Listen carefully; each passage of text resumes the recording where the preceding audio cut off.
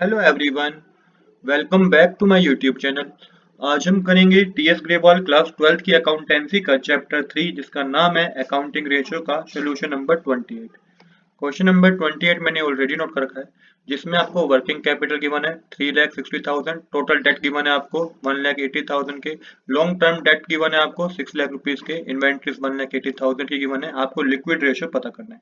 तो liquid ratio पता करने का फॉर्मूला होता है liquid asset divided by current liability. तो यहाँ पे आपको लिक्विड एसेट पता करने होंगे, करंट लायबिलिटी पता करनी होगी और करंट एसेट भी आपको पता करने होंगे।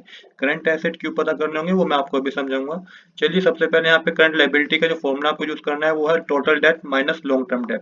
तो यहाँ पे देखिए टोटल डेट जो आपके पास थे, डेप्थ आपके पास थे वो थे कितने के 7,80,000 के, और जो लॉन्ग टर्म हमारे पास कर्ज था वो 6 लाख रुपीज का था। तो माइनस करेंगे तो 1,80,000 रुपीज आएगा, तो ये करंट लायबिलिटी होगी।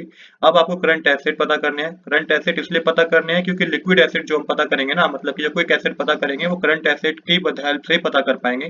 तो करंट लायबिलिटी में वर्किंग कैपिटल प्लस कर दीजिए। करंट लायबिलिटी है 1,80,000 की, वर्किंग कैपिटल 3,60,000 की है, प्लस करके 5,40,000 आएगा। अब आपको क्विक एसेट पता करने हैं जिसको आप लिक्विड एसेट भी बोल सकते हैं। तो करंट एसेट में से स्टॉक माइनस कर दीजिए, इन्वेंट्री को हम स्टॉक बोलते हैं। तो करंट एसेट है 5,40,000 के, जिसमें से आप माइनस कर दीजिए स्टॉक जो कि 1,80,000 का है, तो 3,60,000 आएगा। अब लिक्विड रेशियो का फॉर्मूला पता होना चाहिए। तो लिक्विड रेशियो का फॉर्मूला होता है quick asset divided by current liability. Quick asset है 3,60,000 की, करंट लायबिलिटी है 1,80,000 की, डिवाइड करके जो आपके पास रेशियो आएगी वो 2:1 होगी। तो यही हमें इस क्वेश्चन में पता करना था। आज के लिए इतना ही। I hope you like this video. If you like this video please do subscribe this channel. Thanks for watching.